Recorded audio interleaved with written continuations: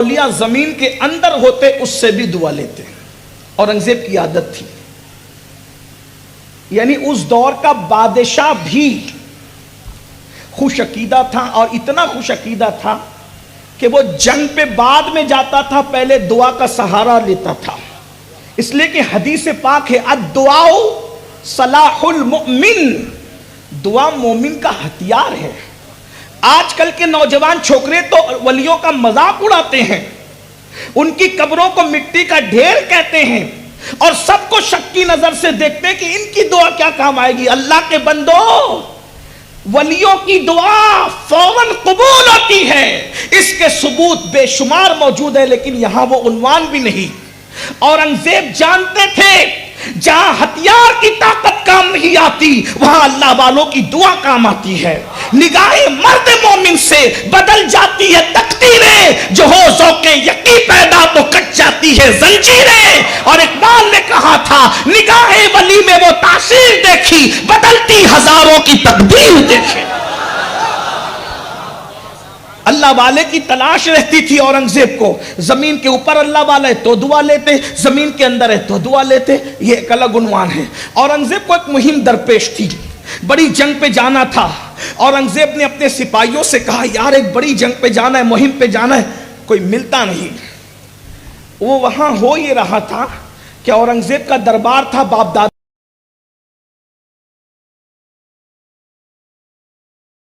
مغلوں کے یہاں شعراء ہوتے تھے، ادبا ہوتے تھے، ندیم ہوتے تھے، ادیب ہوتے تھے، خطیب ہوتے تھے، شعراء ہوتے تھے، بڑے بڑے فنکار ہوتے تھے، اور انہوں نے سب کو اپنے درباروں میں رکھ رکھا تھا. تو ان کے اورنگزیب کے باپ داداؤں کے دربار میں بہروپیے بھی ہوتے تھے جو روپ بدلتے تھے. تو اورنگزیب جب بادشاہ بن گئے تو ایک بہروپی آیا، کہا کہ آپ کے باپ داداؤں کے دربار میں میرے باپ دادا رہتے تھے، ہم ایسے بہروپی ہیں نا جناب کہ روپ بدل کے آئیں تو کوئی پہچان ہی نہ سکے، روپ بدل کے آئیں تو کوئی پہچان ہی نہ سکے. اورنگزیب نے کہا ہمارے یہاں بہروپیوں کی جگہ نہیں، چلے جاؤ یہاں سے. البتہ اتنا ضرور ہے کہ روپ بدل کے آؤ گے تو میں تمہیں پہچان لوں گا، ہر روپ میں تمہیں پہچانوں گا، اور جس روپ میں تمہیں پہچان نہ سکا جو مانگو کہ وہ انعام دوں گا، میرا وعدہ ہے. بہروپیہ گیا، جانے کے بعد روپ بدل کے آیا. چند دنوں بعد اورنگزیب نے پہچان لیا بہروپیہ، پھر چلا گیا. پھر روپ بدل کے آیا بہروپیہ، پھر چلا گیا. پھر روپ بدل کے آیا بہروپیہ، پھر چلا گیا. اب وہ بہروپیے نے آنا بند کر دیا، اب نہیں آتا تھا. اورنگزیب کو مہم پہ جانا تھا، تلاش تھی کوئی اللہ والا ملے دعا کرائے، کوئی اللہ والا ملے دعا کرائے، کوئی اللہ والا ملے دعا کرائے. سپاہیوں نے کہا حضور ایک اللہ والا اپنی سلطنت میں ہے، اگر آپ چاہیں تو چلیں. کہا کہاں؟ کہا وہ کسی سے بات نہیں کرتا، کسی سے ملتا بھی نہیں، کسی سے کوئی گفتگو نہیں، کسی سے کوئی ملاقات نہیں، بس نماز پہ نماز، نماز پہ نماز، سجدے پہ سجدہ، سجدے پہ سجدہ، عبادت پہ عبادت وہ کرتا ہے. اچھا، اتنا نورانی چہرہ ہے حضرت کہ چہرہ دیکھو تو خدا یاد آ جائے. اچھا، لوگ نورانی چہرے کو بھی پہچاننے میں دھوکہ کھاتے ہیں. لوگ، آپ نے تو اتنا ہی سن رکھا ہے نا کہ جس کو دیکھو خدا یاد آ جائے،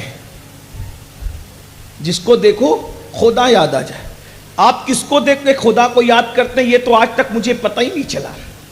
اس لیے کہ جس قوم کو نماز میں خدا یاد نہیں آتا، اس قوم کو جلسوں میں چہرے دیکھ کے خدا کیسے یاد آتا ہے مجھے سمجھ میں نہیں آیا. اب تک یہ بات میرے سمجھ میں نہیں آئی. یہ بات اب تک میرے سمجھ میں نہ آئی. 20 رکعت تراویح میں خدا یاد نہ آیا، فجر کی 2 رکعت میں خدا یاد نہ آیا. جس قوم کو مسجد میں خدا یاد نہ آیا اس قوم کو جلسے میں خدا کیسے یاد ہے. لیکن بہرحال آپ کے اپنے مسائل ہیں، آپ جانیں مجھے جتنی بات کرنی میری اوقات. میں ایک چھوٹا سا طالب علم ہوں، وہ بھی بہت چھوٹا سا، کچھ نہیں سیکھا ہے، صرف بزرگوں کی جوتیاں سیدھی کے. اس لیے میں کوئی بات اپنی اوقات سے بڑھ کے نہیں کہنا چاہتا، مگر اتنا ضرور کہوں گا یہ بھی شعور حاصل کر لو کہ کون سا چہرہ دیکھ کے خدا یاد آتا ہے، خدا کو یاد آنا کس کو کہتے ہیں. ہاں، ورنہ بیوٹی پارلروں میں تو پھر بہت سے چہرے سنوارے جا رہے ہیں.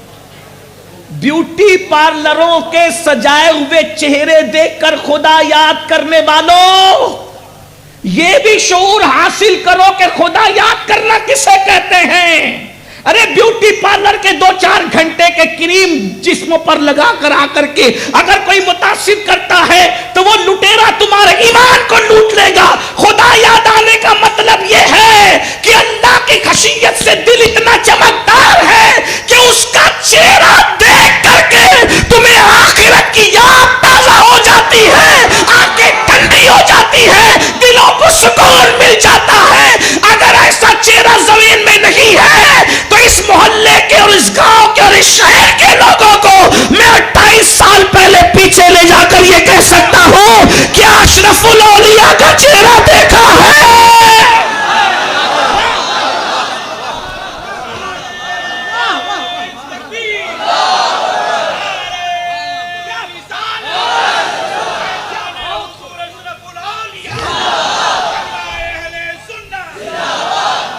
یہی تو ماتم کی بات ہے کہ جس قوم کو مسجد میں خدا یاد نہیں آتا اس کو جلسوں میں کس طریقے. بہرحال ایک تو کہا کہ حضور اتنا خوبصورت اور حسین و جمیل چہرہ ہے کہ دیکھو تو خدا یاد. اب اورنگزیب تو پھر اورنگزیب ہے, وہ بادشاہ, اس نے کہا بھائی مہم دعا تو لینی ہی پڑے گی. بہت تحفے تحائف لے کر کے گئے اور دیکھا تو نماز پہ نماز, نماز پہ نماز, سجدے پہ سجدے, سے عبادت پہ عبادت. بیچارہ بڑے بھولے بھالے چہرے میں اور امامہ خوبصورت اور ابا قبا سب بالکل قاعدے کی تراشی خراشی داڑھی. دور سے اورنگزیب نے جوتے اتار دیے. توجہ ہے آپ کی, توجہ تو آپ کی ہے, بہت خوبصورت توجہ ہے, لیکن غور کریں, سننے سے زیادہ سمجھنے کی بات ہے. بہت دور سے اورنگزیب نے جوتیاں اتار دی, گھٹنے ٹیک دیے اور مشاہدہ کرتے رہے, سجدے پہ سجدہ, رکوع پہ رکوع, عبادت پہ عبادت, عبادت پہ عبادت, عبادت پہ عبادت. بالآخر بادشاہ نے گھٹنے ٹیک کے ہاتھ جوڑ کے کہا اللہ والے, جس اللہ کے لیے عبادت کر رہے ہو اس کے لیے 2 جملے ہم سے بات کر لو. اس نے آنکھوں میں مصنوعی غصہ اور جلال لا کر کہا کیا بات ہے بول. تو ہاتھ جوڑ کے کہا بہت بڑی مہم پہ جانا ہے. اور اورنگزیب کی عادت ہے جب اورنگزیب کسی مہم پہ جاتا ہے تو اپنی طاقت پہ بھروسہ کرنے کی بجائے اللہ والوں کی دعاؤں پر اس کو اعتماد ہے. ہاتھ اٹھا کے دعا کر دے کہ اللہ مجھے کامیاب کر دے. اس نے ہاتھ اٹھا کر دعا کرنے کی بجائے امامہ سر سے اتارا اور امامہ سر سے اتار کے کہا پہچانا, پہچانا. اورنگزیب کی آنکھوں میں خون اتر آیا. اب پہچانا. میں نے کہا تھا نا میں تجھے دھوکہ دوں گا اور تو مجھے نہیں پہچانے گا, میں وہ بہروپیہ ہوں. کہاں, لیکن میں تجھے ہر روپ میں پہچان سکتا تھا. مذہب کے روپ میں بھی کوئی دھوکہ دے گا یہ اورنگزیب کو کبھی خیال بھی نہیں گزرا تھا. میں اب تو پہچان گیا تجھے, لیکن مجھے یہ خیال نہیں تھا کہ یہ لباس, نماز کے لباس میں, مذہب کے لباس میں, مسلک کے لباس میں, مشرق کے لباس میں, اہل اللہ کے لباس میں بھی کوئی دھوکے باز ہو سکتا ہے بہروپی. مجھے یہ تصور بھی نہیں گزرا تھا کیونکہ ہم یہ کبھی تصور کر بھی نہیں سکتے تھے. لیکن چونکہ میں نے وعدہ کیا تھا کہ اگر تو مجھے دھوکہ دے لے گا جو مانگے گا تجھے دیں گے. مانگ کیا مانگتا ہے, مانگ لے کیا مانگتا ہے. اس کی آنکھوں میں آنسو تھے. کہا اورنگزیب اب کچھ نہیں مانگتا, اورنگزیب اب کچھ نہیں مانگتا. کہا کیوں, اسی مانگنے کے لیے تو اتنے جتن کیے تھے نا, اب کیوں کچھ نہیں مانگتا. کہا مجھے خود آج پتا چل گیا, جب تجھے دھوکہ دینے کے لیے میں نے نماز پڑھی, جب میں نے تجھے, بھئی یہی تو تھا نا کہ میں تجھے دھوکہ دے لوں گا, جب میں نے تجھے دھوکہ دینے کے لیے نیک عمل کیا تو اس کا صلہ میں دیکھ رہا ہوں کہ اکھنڈ بھارت کا بادشاہ گھٹنے ٹیک کر میرے سامنے ہاتھ جوڑ کر کے کھڑا ہے. یہ دکھاوے کے عمل کا نتیجہ ہے. ارے جب میں نے دکھاوے کے لیے عمل کیا تو اکھنڈ بھارت کا بادشاہ ہاتھ جوڑ کے گھٹنے ٹیک کر میرے قدموں میں آ گیا. اگر میں نے عمل اللہ کو راضی کرنے کے لیے کیا ہوتا تو اللہ مجھے کیا عطا فرماتا.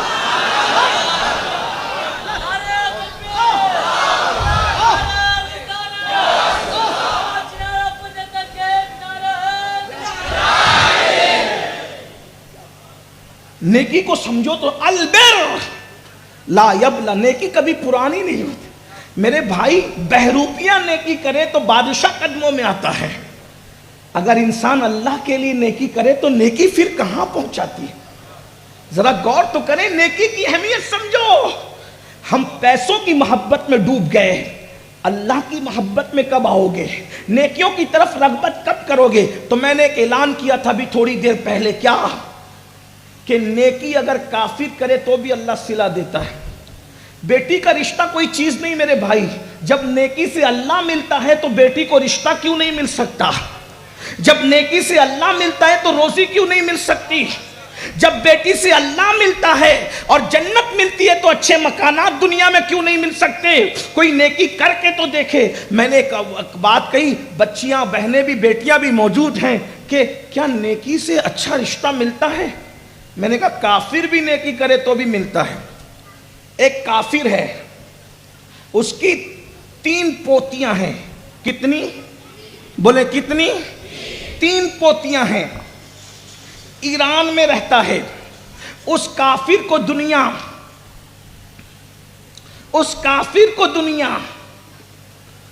کس نام سے جانتی ہے؟ اللہ اکبر، نوشیروان کے نام سے. ایران کا بادشاہ ہے، نوشیروان ہے، اور دنیا اس کو عادل کہتی ہے، لیکن احتیاطاً ہم چپ رہتے ہیں.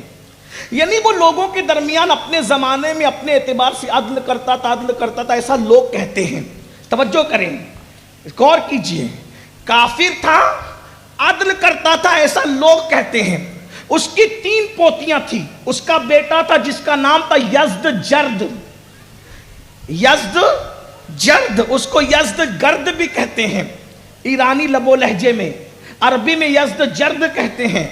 ایرانیوں کی جنگ ہوئی مسلمانوں کے ساتھ، ایرانی جنگ ہار گئے اور لشکر لاؤ لے کر کے چھوڑ کر بھاگ گئے، کچھ قتل ہو گئے. ان کی ساری عورتیں قیدی ہو گئی. توجہ، ان کی ساری عورتیں قیدی ہو گئی. قیدی بننے میں اس کے گھر کی بیٹیاں بھی آ گئی. وہ جو بیٹیاں قیدی بن کر کے آئی بہت خوبصورت تھی، سونے میں لدی ہوئی تھی، زیورات میں لدی ہوئی تھی. جب وہ کنیز بن کر کے آئی ہیں مسجد نبوی کے اندر تو فاروق اعظم کی نظر پڑی. فاروق اعظم نے فرمایا یہ 3 خوبصورت لڑکیاں جو بہت حسین ہیں، لدی ہوئی زیورات میں، یہ کس کی بیٹیاں ہیں؟ اور ان پر خوف نہیں ہے، یہ بے خوف ہے، نڈر ہے، ان کی الگ انفرادیت ہے، یہ سب سے ہٹ کر ہے. تو کسی نے کہا یہ نوشیروان کی پوتیاں ہیں اور یہ یزدجرد کی بیٹیاں ہیں، کنیز بن کر کے آئی ہیں. فاروق اعظم نے کہا بیچ دو، اور بیچ کر کے رقم لاؤ اور مسلمانوں کے بیت المال میں جمع کرا دو. مولا علی کھڑے ہوئے، فرمایا نہیں، ایسا نہیں ہوگا. اللہ کے رسول علیہ السلام نے ہمیں بتایا جو عالم کفر میں عزت والے سمجھے جاتے ہوں، اسلام میں بھی اس کو عزت دی گئی ہے. یہ بیٹیاں یزدجرد کی بیٹیاں ہیں، آپ مجھے دے دیں یا رقم لے لیں. کہا آپ کیا کریں گے؟ آپ نے کبھی کنیزوں کو اہمیت نہیں دی، آج ان کنیزوں کو کیوں اہمیت دے رہے ہیں؟ کہا بڑے گھرانے کی بیٹیاں دنیاوی اعتبار سے تو بڑے گھرانے کی بہویں بھی بنانا چاہتا ہوں. تو کہا کیسے بناؤ گے؟ کہا ایک کو، تینوں بہنوں میں سے ایک کو عمر کی بہو بناؤں گا، ایک کو ابو بکر کی بہو بناؤں گا، اور ایک کو رسول اللہ کی بہو بناؤں گا. پھر کیا ہوا؟ ایک کو آزاد کیا، عبداللہ ابن عمر کے ساتھ نکاح کیا. عبداللہ ابن عمر سے جو بیٹا پیدا ہوا اس کا نام سالم رکھا گیا، اور ایک کو آزاد کیا اور حضرت عبد الرحمن کے ساتھ نکاح کیا، صدیق اکبر کے بیٹے. ان سے بیٹی پیدا ہوئی، اس بیٹی کا نام اسما رکھا گیا، اور ایک کو آزاد کیا اور ان کا نکاح امام حسین کے ساتھ کیا، اور ان سے جو بیٹا پیدا ہوا ان کا نام امام زین العابدین رکھا گیا. اب صوفیہ یہ سوال اٹھاتے ہیں کہ اتنے بڑے کافر کی بیٹیاں بن مانگے بن کوشش سے اتنے بڑے گھرانے کی بہو کیسے بن گئی؟ کیا کسی نے رشتے کے لیے محنت کی؟ کیا کسی نے رشتے کے لیے کوشش کی؟ کسی نے رشتے کے لیے بھاگ دوڑ کی؟ ایک عمر ابن خطاب کی بہو، ایک صدیق اکبر کی بہو، ایک رسول اللہ کی بہو. بولو بن محنت کے یہ رشتے چل کے آئے کیسے؟ تو دادا لوگوں کے کہنے کے مطابق لوگوں میں عدل کرتا تھا.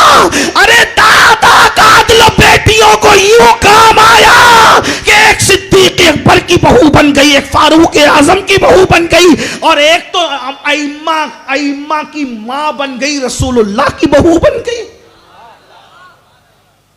کیا وجہ ہے؟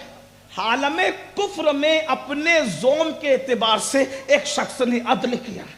دوسری بات کہوں دلیل کے طور, جس نیکی سے دنیا سنور جاتی ہے, جس نیکی سے موت اچھی ہو جاتی ہے, دنیا کیوں اچھی نہیں ہو سکتی؟ شارٹ میں عرض کر رہا ہوں, بہت لمبی نہیں کروں گا.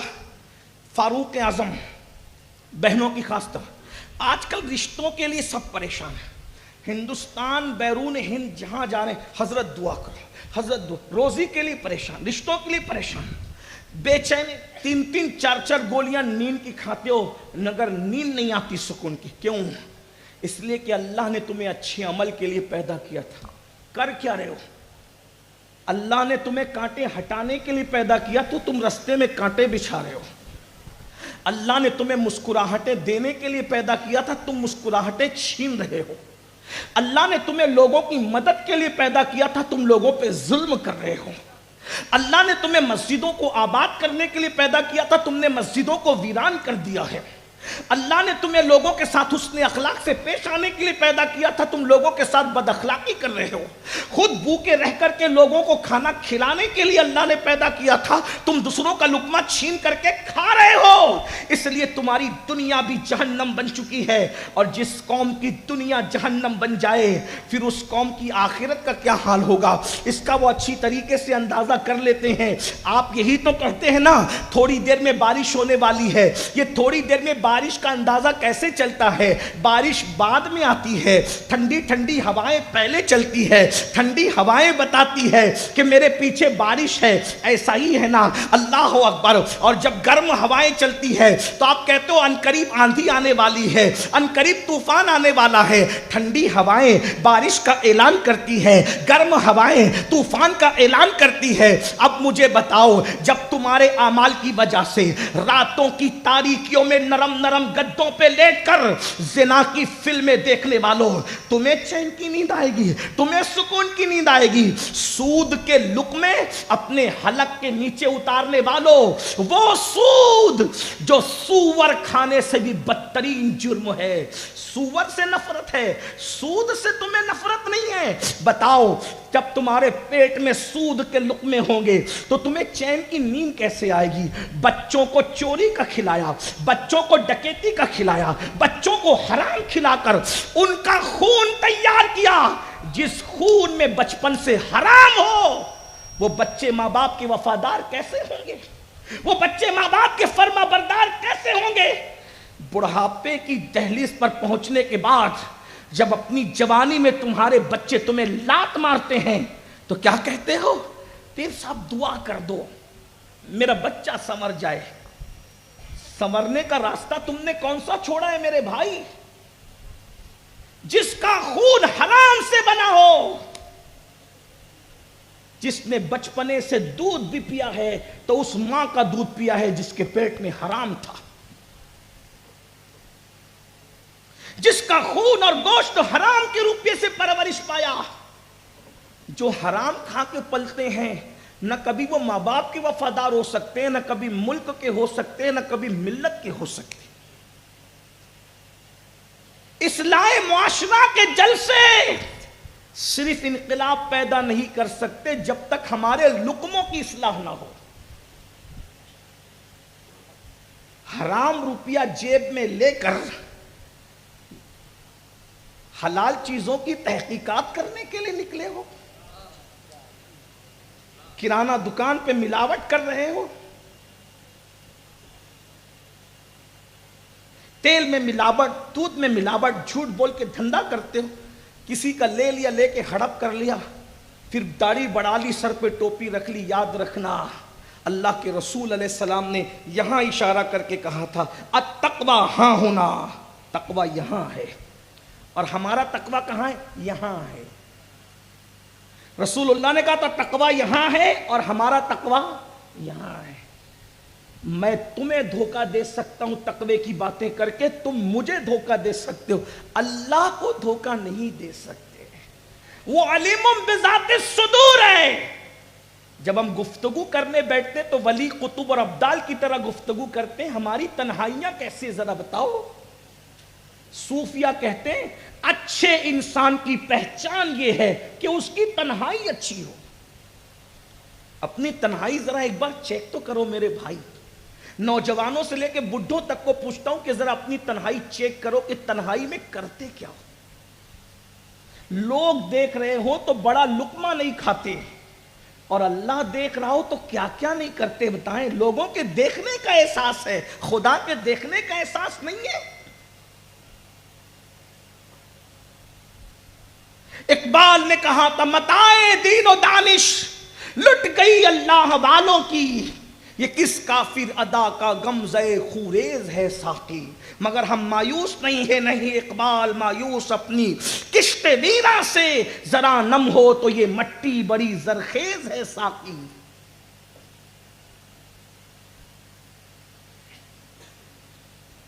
نسلیں تباہ ہو رہی ہے، گناہوں نے ہماری زندگیوں کو برباد کر دیا ہے۔ اپنی تنہائیاں بہتر کیجیے۔ مجھے نہیں معلوم کون کیا دیکھتا ہے، کیونکہ ہم تو ہیں بھی کچھ نہیں، لیکن اتنا ضرور دیکھو کہ اپنی تنہائیاں کیسی ہے۔ بیٹیوں سے، بہنوں سے، ماؤں سے بھی پوچھتا ہوں تنہائیاں کیسی۔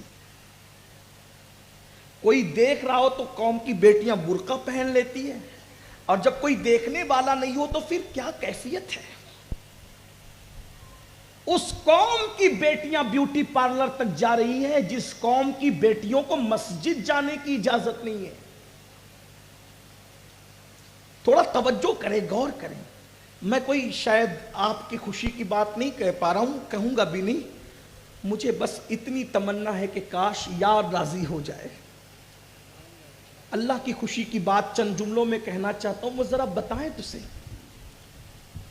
دیندار بنتے ہو، مسجدوں کے ذمہ دار ہو، مدرسوں کے ذمہ دار ہو، سماج کے ذمہ دار ہو، داڑیاں بڑھا لی، ہر سال حج ہے، ہر سال عمرہ ہے، حاجی صاحب، نمازی صاحب، یہ صاحب وہ صاحب، کبھی سوچا کہ میرے گھر کی بیٹی بیوٹی پارلر جا رہی ہے، مجھے شرم نہیں آتی، حیا نہیں آتی، غیرت نہیں آتی، جبکہ میری بیٹی کو مسجد جانے کی اجازت نہیں ہے۔ جس قوم کی بیٹی کو مسجد جانے کی اجازت نہیں، وہ قوم کی بیٹی اگر بیوٹی پارلر جا رہی ہے تو اس باپ کا کیا ہوگا قیامت میں۔ وہ بیٹی ولیمے میں جا رہی ہے دوپٹے کو مفلر بنا کر، دوپٹے مفلر بنے، بولے یہ مولویوں کو کیا سمجھتا ہے، یہ دقیانوسی بات کرتے پرانے دور کی۔ یاد رکھنا تو نے دنیا کی کتاب پڑھی ہے اور مولوی نے اللہ کی کتاب پڑھی ہے۔ دنیا کے کتاب پڑھنے والے میں، دنیا کی کتاب میں اور اللہ کی کتاب میں جتنا فرق ہے اتنا ہی فرق تجھ میں اور مولوی کے درمیان ہے۔ بیٹیاں دوپٹوں کو مفلر بنا چکی ہے، بیٹیاں ولیمے میں بے پردہ جا رہی ہے، شادیوں میں بے پردہ جا رہی ہے، میتوں میں بے پردہ جا رہی۔ اور اب تو تماشا یہ ہے کہ عاشور کے دن سنگھار کر کے مسلمانوں کی بیٹیاں جلوسوں میں نکل رہی، سنگھار کر کے۔ جس دن شہر بانوں کا سہاگ اجڑ گیا، جس دن سیدہ سکینہ کے سر سے باپ کا سایہ اٹھ گیا، جس دن عباس پاک کے غازی عباس کے بازو ختم کر دیے گئے، عباس کے بازو نکال دیے گئے، جس دن معصوم 6 مہینے کے علی اصغر کے حلق پر تیر چلا، اس دن عاشقان اہل بیت کی بیٹیاں بن سمر کر، کیا تمہارے حوصلے اور کیا تمہارا عشق نبی اور آل نبی ہے۔ میں اپنی بہنوں سے کہتا ہوں اتنا عشق نبی اور آل نبی تمہارے سینوں میں ہے کہ علی اصغر کی معصوم گردن پہ جس دن تیر چلا اس دن تیری سنگھار کرنے کی ہمت کیسے ہوئی۔ اگر یہی عشق اہل بیت ہے تو اللہ تمہیں کبھی وہ دن نہ دکھائے، کبھی اپنے بیٹے کی میت پر بھی تو کسی دن ایسا سنگھار کر کے دکھا تو ہم جانے کہ آپ کو کتنا عشق ہے۔ اور کوئی روکنے والا بھی نہیں ہے، کوئی ٹوکنے والا بھی نہیں ہے، اور جو روکتے ٹوکتے ان کو کیا کہتے ہیں، یہ یزیدی ہے، بلکہ یزیدی نہیں بھی کہتے ہیں، یہ یزیدی ہے، یہ تمہارا معیار ہے، علمی معیار ہے، عشق کا معیار ہے۔ اللہ کے بندو ذرا غور کرو، ذرا سوچو. اللہ کے سچے رسول صادق و مصدوق صلی اللہ علیہ وآلہ وسلم نے فرمایا جنت کے دروازے پر میں نے شب معراج ایک عبارت لکھی ہوئی دیکھی. اللہ کے حبیب فرماتے ہیں کہ میں نے لکھا ہوا دیکھا کہ جنت دیوس پر حرام ہے، حرام. تو صحابہ کرام نے پوچھا یا رسول اللہ یہ دیوس کسے کہتے ہیں؟ تو آقا ارشاد فرماتے ہیں جس کے گھر کی عورتیں بے پردہ گھومیں اور وہ منع نہ کرے وہ دیوس ہے. دیوس اللہ نہ اس کی نمازیں قبول کرتا ہے، نہ دعائیں قبول کرتا ہے، نہ فرض قبول کرتا ہے، نہ نفل قبول کرتا. وہ دیوس ہے، اس پر جنت کی خوشبو بھی حرام ہے. کہیں دیوس تو نہیں بن گئے؟ یہ اللہ کے رسول فرما رہے، ہم تو صرف نقل کر رہے ہیں، ہمیں اپنی بات کرنے کا کوئی حق ہی نہیں. تو بہرحال بات دور چلی گئی. عرض کیا کر رہا تھا؟ رشتوں کی بات چل رہی تھی. فاروق اعظم کا دور ہے. دور فاروقی میں فاروق اعظم نے اعلان کیا دودھ میں پانی ملا کر نہیں بیچا جائے گا. اور پھر فاروق اعظم چیک کرنے کے لیے نکلتے بھی تھے، گلی گھومتے تھے، تلاش کرتے تھے کہ لوگوں کا حال کیا ہے، لوگوں کی کیفیت کیا ہے، لوگوں کا کیا معاملہ ہے. تو اچانک رات کی تاریکی اور سناٹے میں فاروق اعظم نے ایک آواز سنی. بوڑھی آواز تھی، کپ کپی تاری تھی، کا بیٹی جلدی سے دودھ میں پانی ملا تو اس سے پہلے کہ صبح ہو جائے. جب بوڑھی آواز نے رات کا سناٹا توڑا تو ایسے میں جوان آواز اپنی رانائیوں کے ساتھ کانوں سے ٹکرائی کہ امی تمہیں پتہ نہیں کہ امیر المومنین نے دودھ میں پانی ملا کر بیچنے سے منع فرمایا ہے؟ بوڑھی عورت نے کہا کہ امیر المومنین تیرا ابھی سو رہا ہوگا، اس کو اپنی خود کی خبر نہیں ہوگی، تیری کیا خبر ہے؟ امیر المومنین نہیں دیکھ رہے، ملا دے پانی. اس لڑکی نے کہا امی امیر المومنین نہیں دیکھ رہا ہے مگر اللہ تو دیکھ رہا ہے نا. بس یہ بات امیر المومنین کے دل پہ اتنا اثر کر کہ اتنی نیک بچی آپ نے دیوار پہ نشان بنا دیا. دیوار پہ نشان بنایا اور چلے گئے. صبح اپنے بیٹوں کو بلا کے کہا میں بوڑھا ہو گیا ہوں، اب نکاح نہیں کر سکتا، اب شادی نہیں کر سکتا. تم میں سے کون ہے جو اس لڑکی سے شادی کرے جو رات کی تنہائی میں بھی یہ تصور رکھتی ہے کہ اللہ اسے دیکھ رہا ہے؟ ایک بیٹے نے کہا ٹھیک ہے ابا جان میں نکاح کر لوں گا. اور اس کے بعد صبح کو گئے، خود رشتہ امیر المومنین کے گھر کا رشتہ چل کر آیا. توجہ ہے آپ کی بیٹیوں کی توجہ، بہنوں کی توجہ. امیر المومنین 3 بر اعظموں پر حکومت کرنے والا امیر المومنین، بلا شرکت غیر 3 بر اعظموں کا حاکم کسی کی کٹیا میں چل کر جا رہا ہے رشتہ لے کر اپنے بیٹے کے لیے. کیوں؟ اس لیے کہ نیکی کی طاقت کتنی ہے، تقوی کی طاقت کتنی ہے، پرہیزگاری کی طاقت کتنی ہے. میرے بھائی بڑے سے بڑے وزیر کے نام پہ جلسہ ہوتا تو رات کے 2 بجے یہاں کوئی نہیں بیٹھتا. یہ اشرف الاولیاء کے تقوی کی طاقت ہے کہ تمہیں بھی بٹھا رکھا ہے اور مجھے بھی بٹھا رکھا ہے. آپ نیکی کو سمجھتے کیا ہیں؟ آپ تقوی کو سمجھتے کیا؟ بہت پاورفل ہے تقوی، بہت پاورفل ہے نیکی. نیکی کی طاقت بہت بڑی ہے. امیر المومنین خود رشتہ لے کر کے گئے، غریب کی کٹیا میں رشتہ ہو گیا. صرف اسی میں بات ختم نہیں ہوئی، رشتہ ہو گیا. امیر المومنین کی بہو بنی. کس بنیاد پہ؟ دولت کی وجہ سے نہیں، حسن کی وجہ سے نہیں، مال کی وجہ سے نہیں، چاپلوسی کی وجہ سے نہیں، کر و فر کی وجہ سے نہیں، تقوی کی وجہ سے امیر المومنین کی بہو بنی. اور صرف بہو نہیں بنی بلکہ اس بچی سے جب اس کی شادی ہوئی تو ایک بیٹی پیدا ہوئی. اور وہ بیٹی عبدالعزیز کی دلہن بنی. اور عبدالعزیز کے گھر میں پھر اسی بیٹی سے ایک بیٹی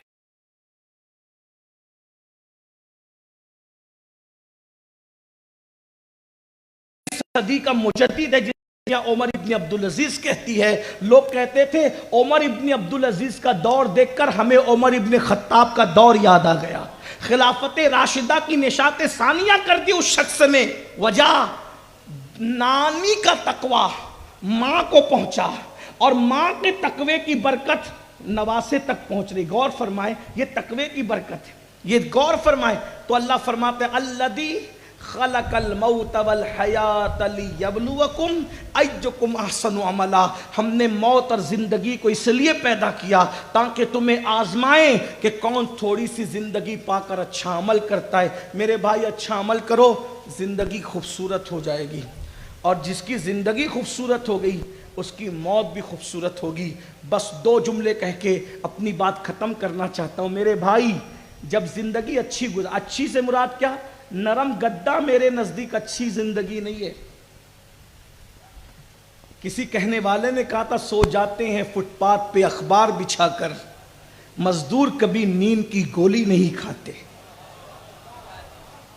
نرم گدوں سے پیسوں کے بل پہ نرم گدے خریدے جا سکتے ہیں، سکون کی نیند نہیں خریدی جا سکتی. اچھی زندگی کیا ہے؟ اچھی زندگی کو ایک جملے میں بیان کر دوں.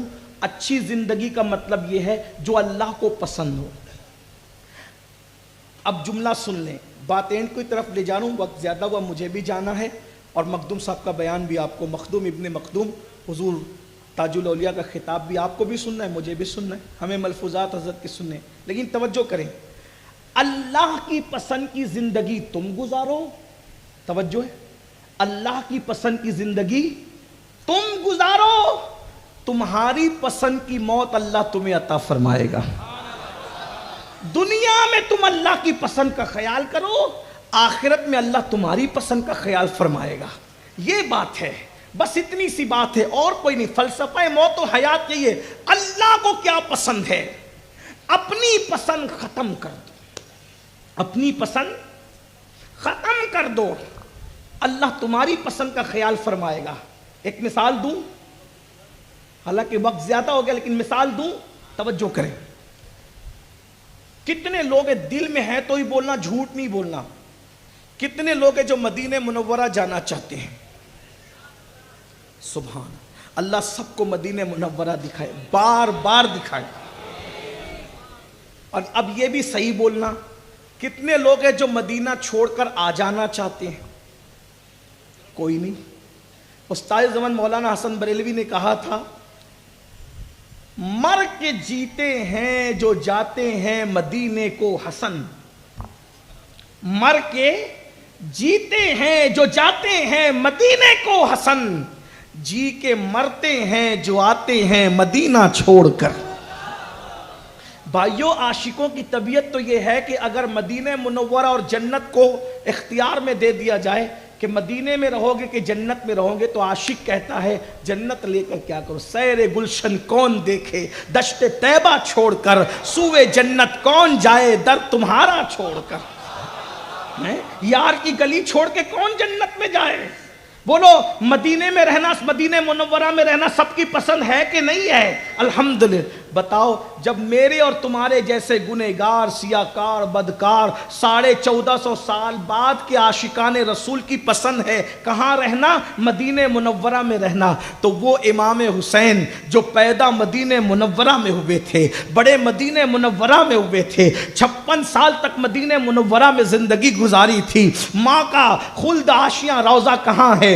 مدینہ منورہ میں ہے. بڑے بھائی کہاں ہے؟ مدینہ منورہ میں ہے. غم گسار نانا کہاں ہے؟ مدینہ منورہ میں ہے. اللہ اکبر. دادا امیر حمزہ کہاں ہے؟ مدینہ منورہ میں ہے. بولو، امام حسین کا سب کچھ کہاں تھا؟ مدینہ منورہ میں تھا. لیکن خود کی پسند کیا تھی؟ مدینہ میں رہنا. اور اللہ رسول کی پسند کیا تھی؟ مدینہ چھوڑ کر کربلا جانا. دیکھ رہے، دو پسند ہے، دو پسند ہے. کیا؟ اپنی پسند مدینہ منورہ میں رہنا، اور اللہ رسول کی پسند مدینہ منورہ چھوڑ کر دین بچانے کے لیے کہاں جانا؟ امام حسین کی پسند کیا؟ اگر بات سمجھ میں آ گئی تو جواب دے دے. امام حسین کی پسند کیا؟ مدینہ منورہ میں رہنا. اللہ رسول کی پسند کیا؟ دین بچانے کے لیے کہاں جانا؟ کربلا معلّہ میں جانا. مدینہ منورہ میں ٹھنڈی ہوائیں، کربلا میں تپتی ہوئی ریت. مدینہ منورہ میں کندھوں پہ اٹھانے والے، کربلا میں لاش پہ گھوڑے دوڑانے والے. مدینہ منورہ میں ساقی کوثر، کربلا کے اندر پانی پر پیرا بٹھانے والے. بولو، راحتیں یہاں تھی، مصیبتیں وہاں تھی، لیکن امام حسین نے بتایا سچا عاشق وہ نہیں ہوتا، وفادار وہ نہیں ہوتا جو اپنی پسند کو ترجیح دیتا ہے. ارے وفادار تو وہ ہوتا ہے جو اپنی پسند پر یار کی پسند کو ترجیح دیتا ہے. امام حسین نے کہا میری پسند ہے مدینہ منورہ میں رہنا، اللہ رسول کی پسند پسند ہے مشن اور دین بچانے کے لیے کربلا میں جانا میری پسند ہے، راحتیں اللہ رسول کی پسند ہے، مصیبتیں میری پسند ہے، ساقی کوثر اللہ رسول کی پسند ہے، فرات کے کناروں پر پیرا بٹھانے والوں سے مقابلہ کرنا۔ امام حسین نے اپنی پسند کو قربان کر دیا تو اللہ نے انعام یہ دیا، حسین تو نے دنیا میں میری پسند پر اپنی پسند کو قربان کر دیا، میں نے جو چاہا وہ تو نے دنیا میں کیا، اب تو جو چاہے گا وہ تیرے ساتھ کیا جائے گا۔ ارے قبروں کے نشان مٹ جاتے ہیں لیکن جب تک دنیا رہے گی تیرا گنبد و مینار چمکتا رہے گا، ہر محلے میں تیری نسلیں آباد رہے گی، ہر جگہ تیرا ذکر آباد رہے گا۔ اللہ اکبر، دوستوں سے بھی تیرے ڈنکے بجواؤں گا اور دشمنوں سے بھی درود ابراہیم پڑھوا کر کے تیرے ذکر کرواؤں۔ دیکھ رہے اللہ کی پسند کا تم دنیا میں خیال کرو، آخرت میں اللہ تمہاری پسند کا، تم جو چاہو گے وہ ہوگا، تم جو چاہو گے۔ بلکہ آپ کو بتاؤں دنیا میں چند دن رہنا ہے اور آخرت میں ہمیں اشرف العلماء نے چند دن کی، اشرف الاولیاء نے چند دن کی زندگی میں اللہ کے مشن کا خیال کیا ہے نا، دورہ کرتے رہے۔ بلکہ مجھے تو احباب نے بتایا کہ جب حضور قادری میاں مدظر اللہ العالی بوقت وصال سرہانے نہیں تھے تو یہاں کے مریدین چاہتے تھے کہ آپ کی طبیعت زیادہ موت کے قریب لگتی ہے تو آپ کے شہزادے کو بلا لیں۔ مرتے وقت تو کون نہیں چاہتا کہ بیٹا سرہانے کھڑا رہے، کون نہیں چاہتا بھائی؟ لیکن حضور اشرف الاولیاء نے کیا فرمایا؟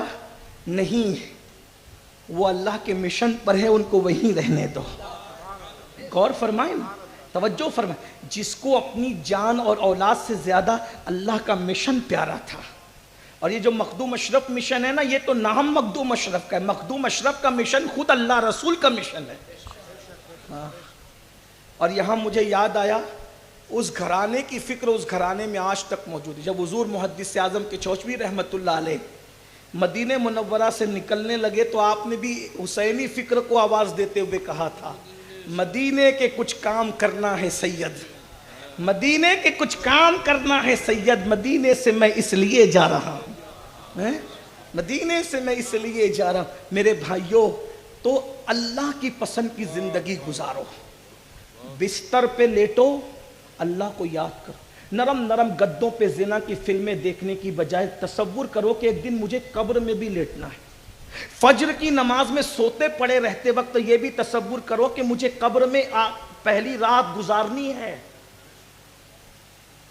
اپنی پسند کی زندگی گزارو گے تو قبر اتنی خطرناک ہے کہ ایک ہاتھ کو دوسرا ہاتھ سجائی نہیں دے گا، اور اللہ کی پسند کی زندگی گزارو گے تو قبر اتنی خوبصورت ہے کہ جتنا مدینے جانے میں مزہ ہے اس سے زیادہ مر جانے میں مزہ ہے، کیونکہ مدینے جاؤ تو صرف گنبد نظر آتا ہے اور مر جاؤ تو گنبد والا نظر آتا ہے۔ آج پھولے نہ سمائیں گے کفن میں آسی، آج پھولے نہ سمائیں گے کفن میں آسی، قبر کی شب ہے کس گل سے ملاقات کی رات۔ اللہ کی پسند کی زندگی گزارو، اللہ کی پسند، نماز ہو، عبادت ہو، کسی پہ ظلم نہیں ہو، جھوٹ نہیں ہو، مکر نہیں ہو، فریب نہیں ہو۔ اللہ پاک فرماتے والحافظون لحدود اللہ، جو اللہ کی حدوں کی حفاظت کرتے ہیں، وبشر المومنین، اللہ نے ان کو دنیا میں بھی بشارت عطا کی، خوشخبری، آخرت میں بھی۔ یاد رکھو زندگی کو انجوائے کرنا ہے، اس کا پورا لطف لینا ہے، گناہ چھوڑ دو۔ جس دن گناہ چھوڑ دو گے اس دن پتہ چلے گا۔ بس آخری بات عرض کر دوں میرے عزیز، نماز سے اتنے دور ہو گئے، کیا تمہیں خیال نہیں آتا کہ اللہ نے سجدے کا حکم دیا؟ معلم الملائکہ جب اس نے سجدہ نہیں کیا تو اللہ نے اس کو شیطان بنا کر جنت سے باہر کر دیا۔ تم تو پوری زندگی سجدہ نہیں کر رہے ہو، اللہ تمہیں کیا بنائے گا؟ کبھی سوچا؟ غور کیا کبھی؟ غور کیا کبھی؟ معلم الملائکہ یعنی فرشتوں کا استاد. ایک عزیز نے مجھ سے کہا وہ معلم الملائکہ نہیں تھا. میں نے کہا امام المتکلمین علامہ نقی علی خان علیہ رحمہ جو اعلیٰ حضرت کے استاد بھی اور ابا بھی ہے, انہوں نے اپنی کتاب تفسیر علم نشرہ میں اس کو معلم الملائکہ لکھا ہے. اتنے بڑے محقق نے لکھا تو بغیر تحقیق کے تو نہیں لکھا ہوگا. فرشتوں کا استاد. ایک سجدہ نہ کر کے جنت سے باہر کیا گیا, اور ہم سجدہ چھوڑ کر کے گھر کو جنت دیکھنا چاہتے ہیں, دنیا کی زندگی کو جنت دیکھنا چاہتے ہیں. میرے عزیز میرے بھائی, نماز کی پابندی کیے بغیر کوئی خوشی آپ کو نہیں مل سکتی. میں تو آخری بات عرض کرنے چلا تھا, لیکن مجھے مسلم شریف کی ایک حدیث یاد آئی, اجازت دے تو اس کو پیش کر دوں مختصر میں. مسلم شریف کی حدیث ہے جس کا مفہوم یہ ہے, اللہ کے رسول صلی اللہ علیہ وآلہ وسلم نے ارشاد فرمایا کہ میرا دل چاہتا ہے کہ میں کسی کو کہوں کہ اذان دے, اور کسی کو کہوں کہ وہ نماز پڑھا دے, اور میں محلے میں نکل جاؤں اور ان کے گھروں کو آگ لگا دوں جو لوگ مسجد میں نماز پڑھنے کے لیے نہیں آئے. حضور کس کے گھر کو آگ لگانا چاہتے ہیں؟ کس کے گھر کو؟ جو مسجد میں نماز پڑھنے کے لیے, بے نمازی کی بات نہیں کر رہا ہوں ابھی. آپ نے بات جواب تو صحیح دیا لیکن اس کے آگے پہنچیے. بے نمازی کی بات نہیں کر رہا ہوں. جو مسلمان جماعت سے نماز نہیں پڑھتے, بلا عذر شرعی جماعت چھوڑتے, حضور کہتے میں ان کے گھر کو آگ لگا دینا چاہتا ہوں.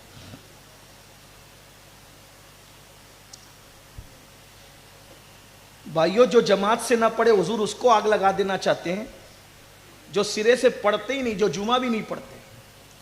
اب ہم کیا کہنے لگے, مولانا کیا نماز کی اہمیت ہے, دیکھو حضور علیہ السلام ان کے گھر کو آگ لگا دینا چاہتے ہیں جو مسجد میں نہیں آتے. میں نے کہا صرف یہ بات نہیں ہے, ستاروں کے آگے جہاں اور بھی ہے. اس حدیث کو دوسری حدیث سے سمجھو. ام المومنین سیدہ طیبہ طاہرہ سیدہ عائشہ صدیقہ رضی اللہ تعالیٰ عنہا فرماتی ہیں کہ میں دیکھتی ہوں, کیا دیکھتی ہوں, کہ اللہ اپنے محبوب کی چاہت کو پورا کرنے میں بڑی جلدی کرتا ہے. توجہ ہے, اما عائشہ پاک کیا کہہ رہی ہیں؟ میں دیکھتی ہوں کہ اللہ محبوب کی چاہت کو پورا کرنے میں, ارے محبوب کی دعا کی قبولیت تو بہت بڑی چیز ہے. محبوب دعا نہ مانگے, صرف چاہ لیں تو اللہ ان کے چاہنے پر کیا کرتا ہے. 4 رکعت نماز کی نیت کی, نگاہ آسمان کی طرف اٹھی, تانا دینے والے بدبخت تانا دے رہے ہیں کہ دین نیا نہ آئے ہے, پرانا قبلہ مسجد اقصی استعمال ہو رہا ہے, کاش کہ بیت المقدس کی بجائے میرے دادا کا بنایا ہوا کعبہ قبلہ ہو جائے. حضور نے کہا نہیں, چاہا. 4 رکعت اللہ نے پوری ہونے نہیں دی. گویا کہ کہا جا رہا ہے محبوب ہماری عبادت بعد میں پوری ہوگی, پہلے تیری چاہت پوری کی جائے گی. قد نرا تقلب وجهك في السماء فلنولینک قبلۃ ترضاها. لوگ کہتے ہیں نبی کے چاہنے سے کیا ہوتا ہے, ہم نے کہا نبی کے چاہنے سے قبلہ بدل جاتا ہے. اور کس شان سے قبلۃ ترضاها, محبوب جدھر تیرا جی چاہے تو ادھر رک کر لے, ہم تیری خوشی کے لیے قبلہ بدل دیں گے. ہم تیری خوشی کے لیے فسما وجہ اللہ, ہر جگہ اس کے جلوے. اسے مشرق و مغرب سے کیا, وہ بے نیاز ہے محبوب, اسے تو تیری خوشی چاہیے, اسے تو تیری رضا چاہیے. خدا کی رضا چاہتے ہیں دو عالم, خدا چاہتا ہے رضائے محمد. اما عائشہ پاک کہہ رہی اللہ محبوب کی چاہت کو پورا کرنے میں کیا کرتا ہے, جلدی کرتا. اب توجہ کرنا, نبی نے کہا نہیں چاہا قبلہ بدل جائے. قبلہ بدلا کہ نہیں بدلا؟ بولو بھائی بدلا کہ نہیں بدلا؟ اب حضور کی اس حدیث کو سنا جو مسلم شریف میں, کیا میرا دل چاہتا ہے ان کے گھروں کو آگ لگا دوں جس گھر کے لوگ مسجد میں نماز کے لیے نہیں آتے ہوں. تو نبی نے کیا کیا, چاہا. لیکن رحمت للعالمین نے چاہا, آگ نہیں لگائی, چاہا. اور نبی نے چاہا اور اللہ نے اس کو پورا کر دیا. اللہ نے لگا دیا آگ. اللہ نے آگ لگا دی. یہ جو تمہاری بستیوں پہ بلڈوزر چل رہے ہیں یہ اللہ کی لگائی ہوئی آگ ہے. یہ جو تمہارے بیٹے تم سے باغی ہو رہے ہیں یہ اللہ کی لگائی ہوئی آگ ہے. یہ جو تمہاری بیٹیوں کو رشتے نہیں آتے 35 سال کی عمر میں یہ اللہ کی لگائی ہوئی آگ ہے. میاں بیوی میں آپس میں پیار ختم ہو گیا یہ اللہ کی لگائی ہوئی آگ ہے. نیند کی گولیاں کھا کر بھی تمہیں سکون کی نیند نہیں آتی یہ اللہ کی لگائی ہوئی آگ ہے. اتنا کما کر بھی ہائے ہائے کرتے ہو برکت نہیں ہے اللہ کی لگائی ہوئی آگ ہے. سکون نہیں ہے, چین نہیں ہے, اطمینان نہیں ہے. جاؤ کروڑ پتیوں کے دل میں جھانک کر کے دیکھو, جاؤ اللہ اکبر نرم نرم گدوں پہ لیٹنے والوں کو جا کر کے دیکھو, رات رات بھر کروٹیں بدلتے ہیں. یہ بڑی بڑی بیماریاں, یہ موذی بیماریاں, یہ خطرناک بیماریاں, یہ تباہ کرنے والی بیماریاں, اللہ اکبر. کتے تو صبح کے وقت بھی چین سے سو جاتے ہیں لیکن تم رات کو تارے گن گن کر کے گزارتے ہو. یہ اللہ کی لگائی ہوئی آگ نہیں ہے تو پھر کیا ہے؟ اور یہ آگ کیسے بجھے گی؟ یہ اللہ کی لگائی ہوئی آگ ہے. جملہ تلخ لگے تو معاف کر دینا, جو آگ اللہ لگا دے کسی ملا کا تعویذ اس آگ کو بجھا نہیں سکتا. جملہ تلخ ہو تو معاف کر, اتنا تو میں چاہتا ہوں کہ اتنے معافی تو آپ کر ہی دیں گے. اللہ کی لگائی ہوئی آگ بے عمل ملاؤں کی تعویذوں سے بجھانا چاہتے ہو؟ اللہ کی لگائی ہوئی آگ بے اثر وظیفوں سے بجھانا چاہتے ہو؟ اللہ کی لگائی ہوئی آگ منتر جنتروں سے بجھانا چاہتے ہو؟ اللہ کی لگائی ہوئی آگ اپنے خود ساختہ اور سوکار تقوی سے بجھانا چاہتے ہو؟ نہیں, یہ آگ نہیں بجھ سکتی. اس آگ کو بجھانے کا بس ایک ہی طریقہ ہے, مسجدوں میں سجدہ کر کے آمنہ کے لال کی آنکھوں کو ٹھنڈا تم کر دو, اللہ تمہارے گھروں کی لگی ہوئی آگ کو بجھا دے گا.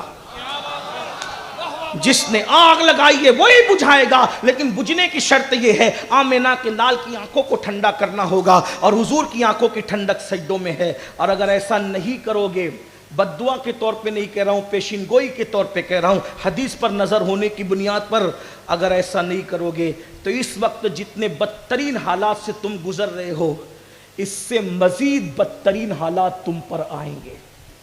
اور اللہ کے رسول نے فرمایا اللہ تمہاری دعا قبول نہیں کرے گا, اور تمہارے حق میں تمہارے بزرگوں کی دعا بھی قبول نہیں کرے گا. یہ اللہ کے رسول نے فرمایا. تمہارے نیکوں کی دعا بھی اللہ تمہارے حق میں قبول نہیں کرے گا, کیونکہ اللہ نے تمہارے گھروں میں آگ لگا دی. مسجد جا کر سجدہ کر کے اللہ کے نبی کی آنکھوں کو ٹھنڈا کر کے دیکھو, پھر دیکھو جینے کا اصل مزہ کیا ہے. لیکن اتنا یاد رکھنا, نماز اسی کے پیچھے پڑھنا جو نماز لانے والے مصطفیٰ جان رحمت سے عشق کرتا ہو, ورنہ اس کے پیچھے نماز کیسے ہو سکتی ہے کہ جس نے نماز لائی ہے وہ اسی کو اپنی طرح بشر کہتا ہو, نبی کے ماں باپ کو کافر کہتا ہو, نبی کے علم غیب کا انکار کرتا ہو, یہ کہتا ہو ارے نبی تو کوئی اختیار ہی نہیں رکھتے. ارے نادان, تیری بیوی کو تو نے چابیاں سونپ رکھی ہے, جس کو تو نے اپنا محبوب بنایا, جو طلاق پر مردود ہو سکتی ہے. جب تو اس کو اتنا پیار کر سکتا ہے, بلا تمثیل خدا نے اللہ اکبر پوری کائنات کا جسے مالک و مختار بنایا, ارے تو بیٹوں کو اختیار دیتا ہے, پارٹنروں کو اختیار دیتا ہے, جس کو دوست بناتا ہے اس کو اختیار دیتا ہے, حتیٰ کہ اللہ اکبر جو معمولی کونسلر اور کارپوریٹر بنتا ہے اس کو لوگ اتنے اختیارات دیتے ہیں, تو جس کو اللہ نے اپنی پوری سلطنت کا دولہا بنایا ہو کتنا اختیار دیا ہوگا. اس لیے اسی کے پیچھے نماز پڑھو جو نبی کو مالک و مختار مانتا ہو, اسی کے پیچھے نماز پڑھو جو اب نبی کو اپنی طرح بشر نہیں بلکہ خیر البشر مانتا ہو, سید البشر مانتا ہو, افضل البشر مانتا ہو. اس کے پیچھے نماز مت پڑھو جو مولوی کا مسلک لے کے چل رہا ہے, اس کے پیچھے نماز پڑھو جو صحابہ اور اہل بیت کا مسلک لے کر کے چل رہا ہے. اور صحابہ کا مسلک کیا تھا؟ صحابہ کا مسلک کیا تھا؟ جب صدیق اکبر خلیفہ بنے تو رسول اللہ کے منبر پہ بیٹھے, تو جہاں حضور بیٹھتے تھے وہاں صدیق اکبر نہیں بیٹھے. توجہ ہے, توجہ ہے. صدیق اکبر نبی کے ہاتھ پر, نبی کے ہاتھ پر پہلا بنا ہوا مسلمان جو گھر کے باہر کا فرد تھا, گھر کے باہر کے افراد میں سب سے پہلے جس نے نبی کے ہاتھ میں کلمہ پڑھا وہ صدیق اکبر افضل البشر بعد الانبیاء بالتحقیق. صدیق اکبر خلیفہ بننے کے بعد، صدیق اکبر خلیفہ بننے کے بعد اس سیڑھی پہ نہیں بیٹھے جہاں رسول اللہ بیٹھتے تھے، اس سے نیچے بیٹھے. کیوں؟ پتہ چل جائے میں نبی کے برابر نہیں ہوں، جہاں نبی کے قدم ہے وہاں صدیق کی جگہ ہے. یہ مسلک ہے. اور پھر صحابہ کا مزید مسلک بیان کر دوں. فاروق اعظم خلیفہ بنے تو جہاں صدیق بیٹھتے تھے وہاں نہیں بیٹھے، صدیق اکبر کے قدموں میں بیٹھے. لیکن جب عثمان غنی کا دور آیا تو رسول اللہ جہاں بیٹھتے تھے وہاں جا کر بیٹھ گئے. اور کسی نے پوچھا آپ وہاں واپس کیوں گئے؟ تو کہا اگر ابو بکر، تین ہی زینے ہیں، چوتھا تو ہے نہیں، اگر ابو بکر کے زینے پہ بیٹھوں گا تو لوگ ابو بکر کے برابر سمجھیں گے، اس لیے میں ابو بکر والے زینے پہ نہیں بیٹھا. اور عمر کے زینے پہ بیٹھوں تو لوگ عمر کے برابر سمجھیں گے. میں وہاں جا کر کے بیٹھ گیا جہاں برابری کا تصور ہی نہیں ہے. یہ صحابہ کا مسلک ہے. ابو بکر اپنے برابر نہ سمجھے، عمر اپنے برابر نہ سمجھے، عثمان اپنے برابر نہ سمجھے. اور یہ 8 سال میں پتہ نہیں کیا کیا پڑھ کر کے آگے اور کہتا ہے نبی ہماری طرح ہے. ایسی باتیں تو نہ تو، لیکن میں ان کو کچھ نہیں کہتا. اس وقت اتنا کہتا ہوں اس کے پیچھے نماز پڑھو جو نماز لانے والوں کا ادب جانتا ہے، اس کے پیچھے نماز نہ پڑھو جو نماز لانے والے کی تعظیم ہی نہیں جانتا. اس لیے کہ ہمارا مسلک تعظیم ہے، توقیر ہے. اللہ اکبر، اللہ کی سرتاب قدم شان ہے. یہ انسان نہیں انسان، وہ انسان ہے. یہ قرآن تو ایمان بتاتا ہے.